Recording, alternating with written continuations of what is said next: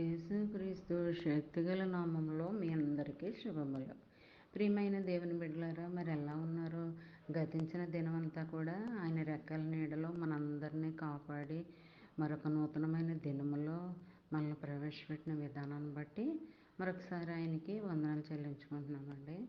మరి ఈ దినము దేవుడు మనకిస్తున్న వాగ్దానము యెషయా గ్రంథము 26వ అధ్యాయము 3వ వచనం 4వ వచనం. ఎవని మనసు నీ మీద ఆనుకొనునో వానిని నీవు పూర్ణ శాంతి గల వానిగా కాపాడదువు.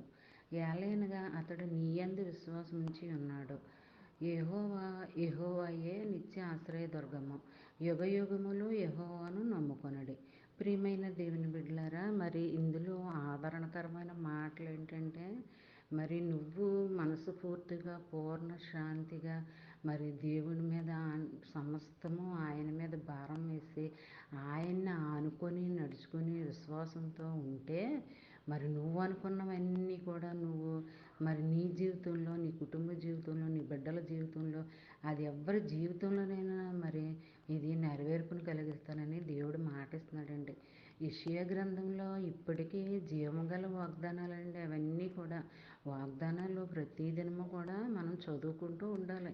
వాగ్దానాలు చదవాలి, బైబిల్ భాగాలు చదవాలి. ధ్యానంతో ఉంటే మరి ఆ దినమంతా కూడా నీకు, నీ కుటుంబ సభ్యులకు, నీ బిడ్డలకు మనమ సంతానానికి అందరికీ కూడా క్షేమాన్ని ఇస్తుంది, ఆయుష్ని ఇస్తుంది, ఆరోగ్యాన్ని ఇస్తుంది. మరి ఎటువంటి ప్రమాదాలు కానీ, ఆపదలు కానీ, ఇబ్బందులు కానీ, బలహీనతలు కానీ ఏవి కూడా నీ దగ్గరికి దరిదాపులకు కూడా రావండి. నీ ఇంటి చుట్టూ ఆయన దూతలను కాపలాగా ఉంచుతాడండి. మరి అంతే కదండి, నిత్యము ఆశ్రయదుర్గంగా మరి ఆయన నీకుంటానని మాట ఇస్తున్నాడండి. ఎప్పుడు నువ్వు ఆయన నమ్ముకుంటేనే మరి అన్నీ కూడా ఆయన పట్ల విశ్వాసంతో, భక్తి శ్రద్ధలతో మరి నువ్వు నడుచుకున్నట్లు, నమ్ముకున్నట్లు అయితే మరి ఇందులో ఉన్న వాగ్దానాలన్నీ కూడా నీ జీవితంలో నెరవేర్పునిస్తానని మాట ఇస్తున్నాడండి.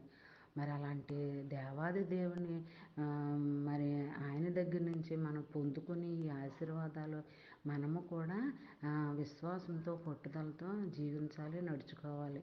ఎప్పుడు కూడా ఆజ్ఞలు అనేవి మీరకూడదండి. వాక్యానుసారంగా నడుచుకోవాలి. ఈ చిన్న వాగ్దానం మైండ్లో పెట్టుకుని ధ్యానించుకుంటూ ఉండాలని కోరుకుంటూ